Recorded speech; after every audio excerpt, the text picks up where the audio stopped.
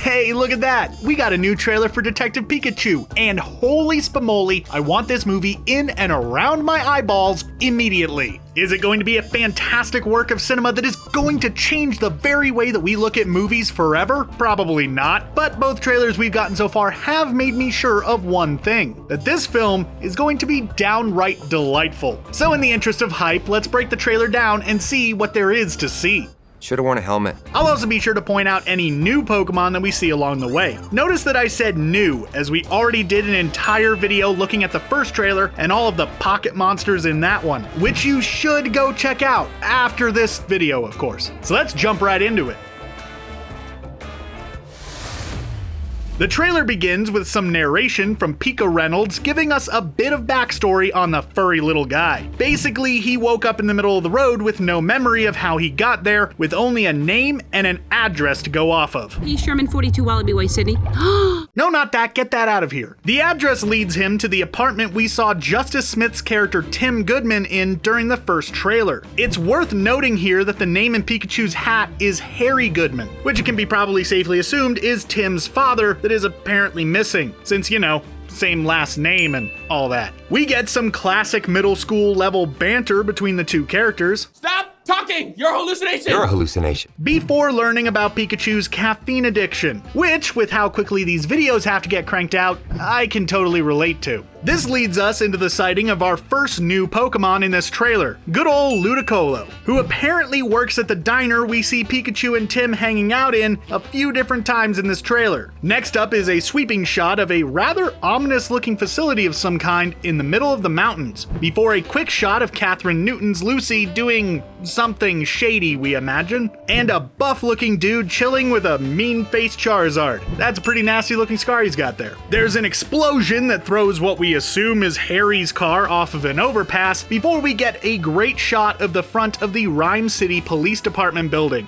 where we get a bunch of new Pokemon. There are little Growliths chilling alongside some officers, probably training so that they can grow up into big, strong police Arcanine. We can also see a few Golurks standing guard. Now, there is a guy on a bike that has some sort of Pokemon in the basket there, which we can't quite make out. And way in the back is a Kingler walking down the street. Speaking of streets, the next shot shows us a Machamp directing traffic, which is honestly an amazing job for the multi-armed fighting type. And a sleepy boy Snorlax doing what he does best, snoozing. There are actually quite a few Pokemon in that shot, but again, only new ones get the mention here. Like this Snubbull, which we did see briefly in a small teaser that was released, but it's new in terms of an actual full trailer. And yes, that is a Snubbull and not a Grambull. Peep the baby blue frilly collar. That's a Snubbull. There is a Bulbasaur being cute, and then that is followed up by a Lickitung being, well, as gross looking as we always imagined Lickitung looking. It's so fleshy and just gross. Ugh.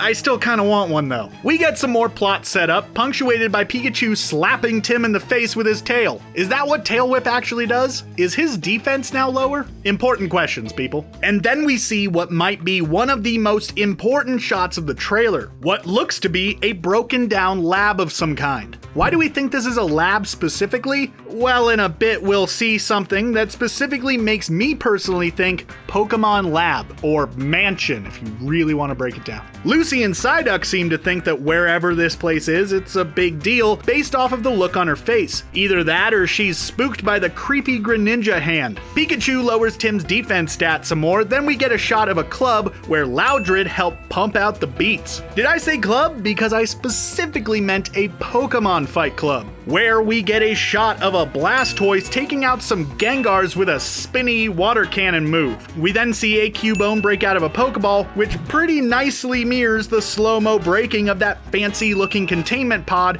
we saw earlier. Then there's a shot of a Flareon appearing all energized in front of the statues of the creation trio of Sinnoh, Dialga, Palkia, and Giratina. We then see Greninjas doing more Greninja stuff and some sweet action shots of Tim and Pikachu, including a couple with Pikachu bouncing off of a Pikachu parade float. I've said Pikachu a lot. We get an angry Apom, and then Pikachu shadowboxing as he enters the arena from before, psyching himself up for a fight, even though he apparently has trouble performing under pressure. Hey, bud, what are you doing? I can't do it when people are watching. Don't worry, little dude, it totally happens to the best of us. There are some more action shots, then we get the big reveal of the trailer. Out of an exploding Pikachu float comes the psychic monstrosity himself, Mewtwo.